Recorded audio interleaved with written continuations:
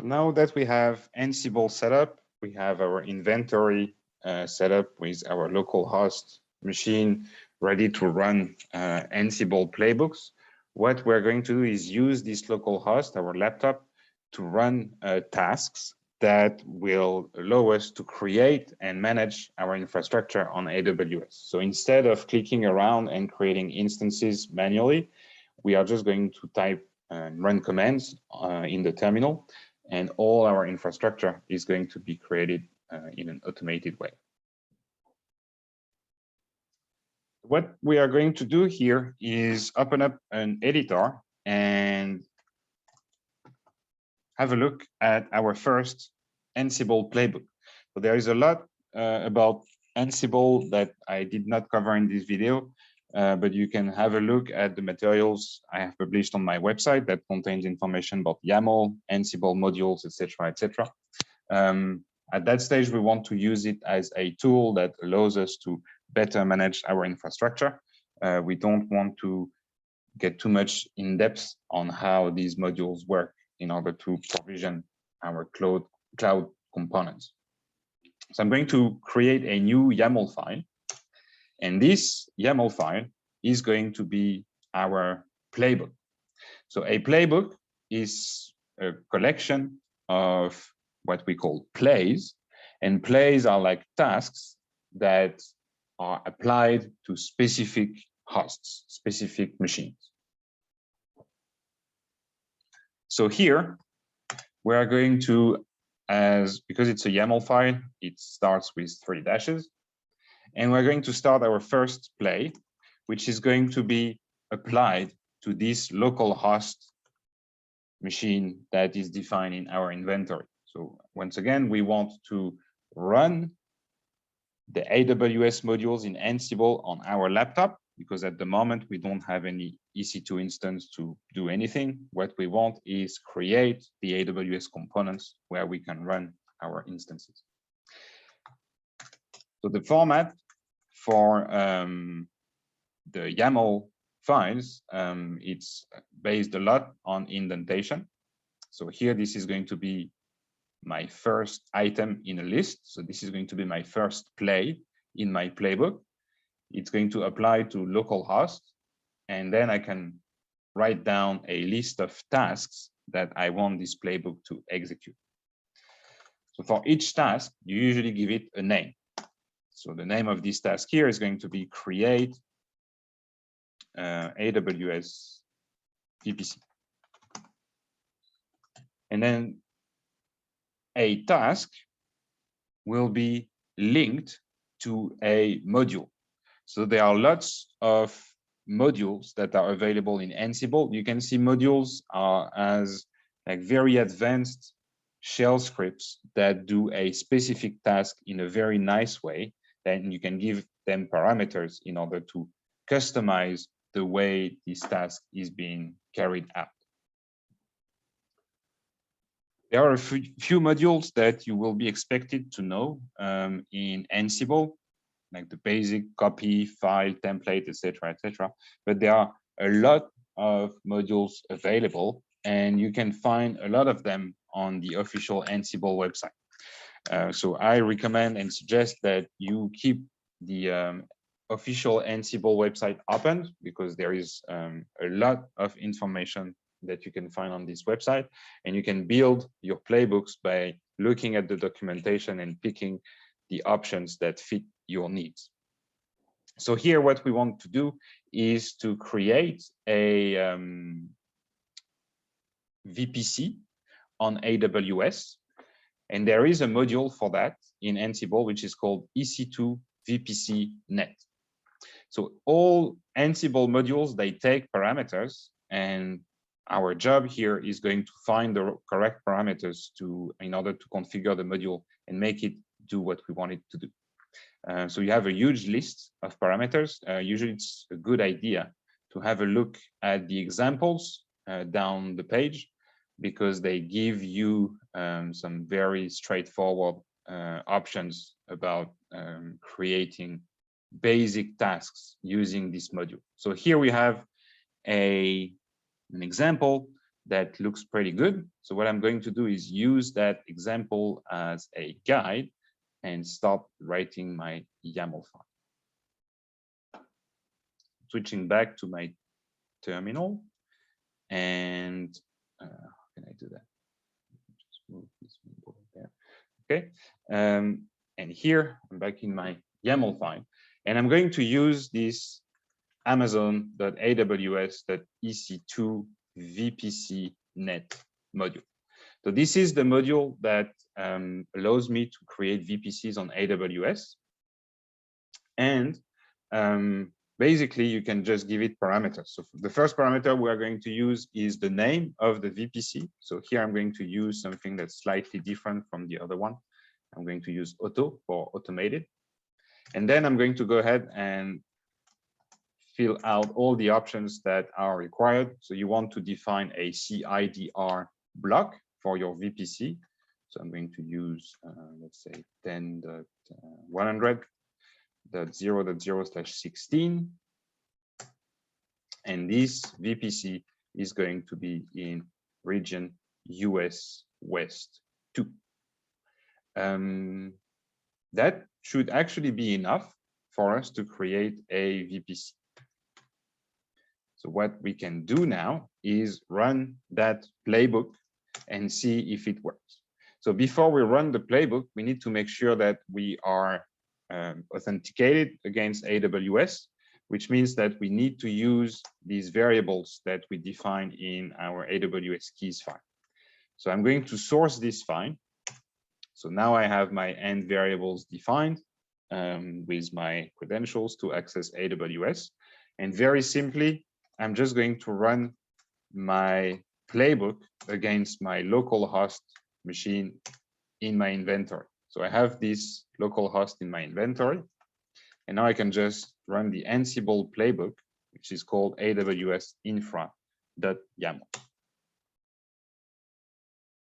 And what's going to happen here is that if I've done everything right, Ansible on my laptop is going to connect to AWS, and it's going to, well, that didn't work. It's going to set up a VPC. So here it looks like I'm missing some required libraries. Okay, so this is going to be in the instructions, but I used to work with virtual environments to install my Ansible. So I didn't have the same kind of issues. You will need boto3 and botocore to connect to AWS services.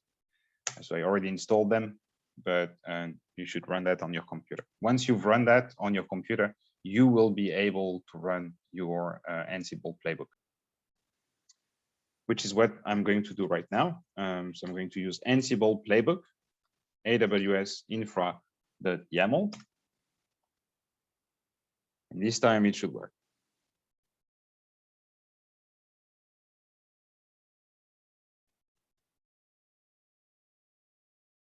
Okay, so this is the task that we wrote, where we ask Ansible to create a VPC. So we have a couple of warnings here. I'm going to look at that, but it shouldn't be a problem. What's interesting to see is that Ansible is reporting that this task changed something on the target, which is localhost, which means that something happened. And this is really interesting with Ansible, if we run the playbook again, you will see a very similar output. The big difference is that this task is going to report an OK status. This is because a lot of Ansible modules are idempotent, which means that when we run the same task once again, before doing anything, Ansible is going to check whether or not we actually need to do something. And if we don't need to do something, because in our case, the VPC is already created, then it's not going to do anything on your target. So this is also really good for idempotence. So now I can switch back to my AWS dashboard, and I can refresh my VPCs. For some reason, this is very slow. Okay, and now you see this VPC that was created through Ansible in the correct region with the CIDR that I decided to use for this VPC. So this is the first step. Obviously, we need to create much more than that because we have just created the VPC here, but we will need to create a subnet, a router, a gateway, a security group, and everything else. So this is what we're going to do now. So now we have the task in Ansible to create the VPC. So our next step is going to create the subnet. So remember that your subnet needs to be in a VPC, so you cannot create a subnet if you don't have a VPC. In Ansible, the tasks are going to be run sequentially. So they will be run from top to bottom. So if you put the VPC creation before the creation of your subnet, that means that this is always going to be the case. You will always have a VPC before you create your subnet. Now, if you look at the documentation for this subnet module, which is the one that we're going to use here, EC2 VPC subnet, we have a bunch of options once again, CIDR block, obviously, but what's really important is that we have a required argument, which is the ID of the VPC that we want to create the subnet in. So the problem or potential problem is that when we create the playbook for the very first time, we don't know the ID of the VPC. Obviously, we could have a look at the EC2 dashboard and grab the ID from there. But every time we are going to create a new VPC, its ID is going to change. So we cannot really use that as a reliable method for obtaining the ID of the VPC. Fortunately, let me switch back to my terminal. In Ansible, you have a way to obtain this information. So if I exit from my playbook, and now I'm going to, I think -v should be enough. I'm going to run my playbook using the -v flag, which is going to make it verbose.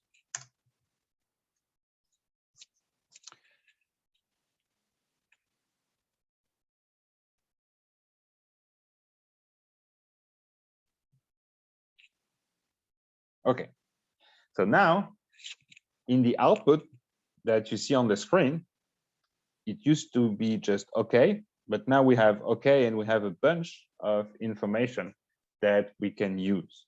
And this information is actually the return status. It's like a function in programming, and it's the return or the output of the Ansible module. Actually, all these information, you can find them on the Ansible module page. So for instance, here, the subnet module, you know that it will return all this information, including its own ID, for instance. So it's the same with the VPC. So you have to be able to read JSON a little bit, but here you can see that there is an ID for your VPC. So this is a little bit hard to read. So you can actually go to the doc, look at the output return values. So you'll have a VPC object, which is going to be a complex object that contains an ID. So we should just be able to get it by using vpc.id, I guess. So what's happening here is that this output, these return values, they are available to your playbook. So in your playbook, on your task, you can say that you want to register the output of this module, and you want to register it into a variable name. So I'm going to call this AWS VPC info. And then you can use that variable in other tasks, in other places, in order to do something with the info that you got. So here I'm just going to debug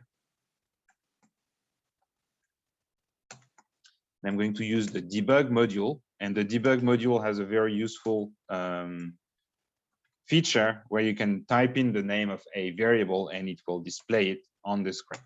What I'm going to do as well is I'm going to make a slight change to my inventory because there is no need to gather the facts on my local host. That takes a lot of time.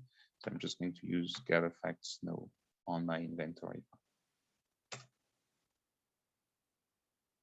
That didn't work. Probably I missed something in the config.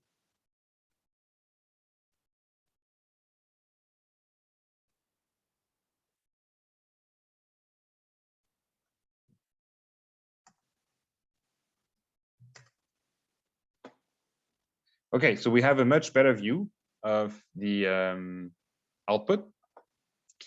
And now you clearly see that the output, this variable AWS VPC info, it's basically a big dictionary that has a VPC key, and that VPC key has an ID entry, which actually contains the VPC ID of the VPC that we just created. So now what we can do is have a look at our playbook. And instead of debugging AWS VPC info, we're going to debug AWS VPC info.vpc. So you can go through the objects because they are dictionaries using the same notation as the Jinja template in Python. So using dots. Run this again.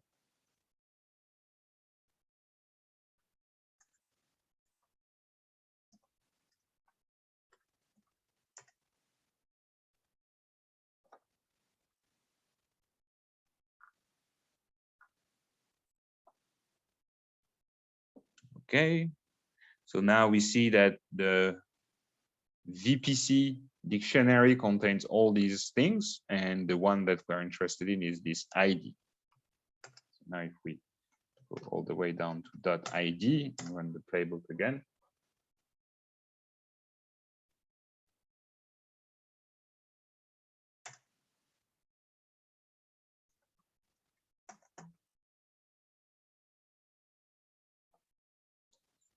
Okay, so now we have the exact ID of the VPC that we have created or that we used in the previous task, and we will be able to use that ID and inject it into other modules that will need it, namely the subnet module.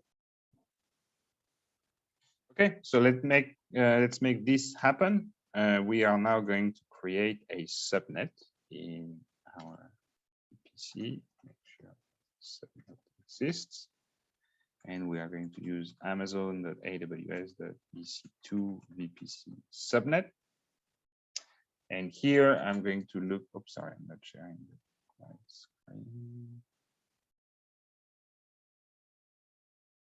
Okay, and the subnet module takes a CIDR block. So that's going to be CIDR block, I believe. Subnet, yes. CIDR block needs to be inside the CIDR of the VPC, so I'm going to use that 0. We're going to set an AZ for our. Oh no, my bad, it's CIDR, not CIDR block. I'm going to define an AZ for our subnet. So here I'm going to use US West 2A. And what else? Well, we obviously need the VPC ID. And here there is a YAML trick. We can use the value of the AWS VPC info.vpc.id by using the curly brackets here. That it's the same syntax as a Jinja template in Python. Here it means that you want to extract the value of the variable AWS VPC info.vpc.id. The issue when using this syntax is that it starts with a curly bracket, and curly brackets in YAML are define a dictionary. So if you use this, you will have a YAML syntax error. So you need to put all of that into quotes to specify that this is going to be a string, And inside that string, you are going to replace this by the actual value of AWS VPC info.vpc.id, which is the variable that we want to use to create our subnet. So now you can run the playbook again. I disabled the fact checking in the playbook, so now it should be a little bit quicker. Oh, requires a region. So you could use a region, or you could use an environment variable for your region. I'm going to just type in the region manually here, US West 2.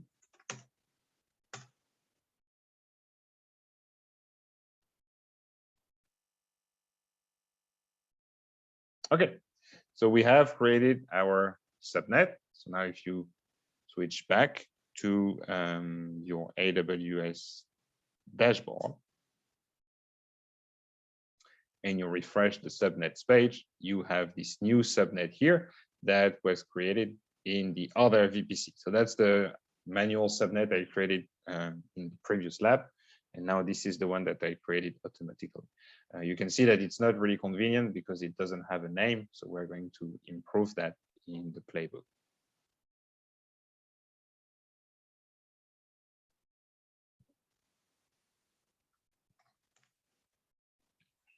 So here, in order for my subnet to have a nice name, I added a tag, and this tag is the name tag. I created my AC804640 subnet here. I actually did it and I run the playbook already. So I'm just going to show on my AWS dashboard. And here you will see that I have this other subnet. So this is what I said a couple of weeks ago. In AWS, names don't really matter. You can have duplicate names here. What really matters is the ID. And here you have different IDs because these are different subnets. They belong to different VPCs. So this is the subnet that we are going to work with in our playbook.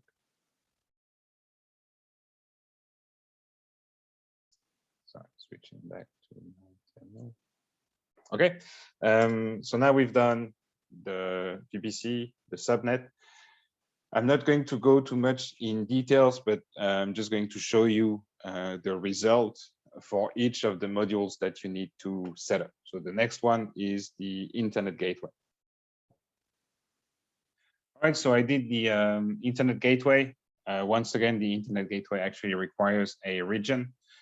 So what I did is that I added an end variable in my AWS keys that specifies the region so that I don't have to do it in all my Ansible modules. So here in my AWS keys, I added export AWS region equals US West 2, and I can source this file again. And now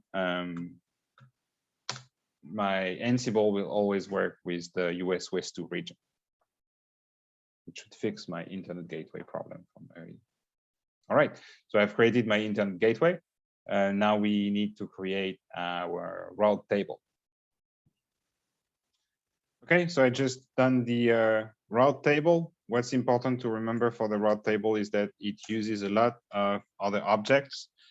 So you'll have your subnets linked to your route table, your gateway as well with the default route, and also the VPC. So you'll need all information, VPC, gateway, and subnet, which means that you will have to have registered them in the tasks before the route table. So we're almost there. The last thing that we need to work on is our security group. So I'm going to do that now. I forgot to use a name for the gateway, so for the route table. So I'm going to fix that too. Okay, so I've completed my security group as well. This security group takes a name as a parameter, so you don't need to add a tag by itself. It needs a description, VPC ID, and here what I did is just wide open, let the traffic wide open on port 22 and 80 for SSH and HTTP access. So once you've done that, you should have a fully functional VPC in AWS with your VPC, your subnet. So everything here is duplicated because probably made a mistake with my names, because I can see that this shouldn't be an internet gateway. It should be a route table. So probably I made a mistake here. And a security group. So with the different names. All right. So this is everything you need in order to create your AWS setup. Now, the next step is going to create your EC2 instance.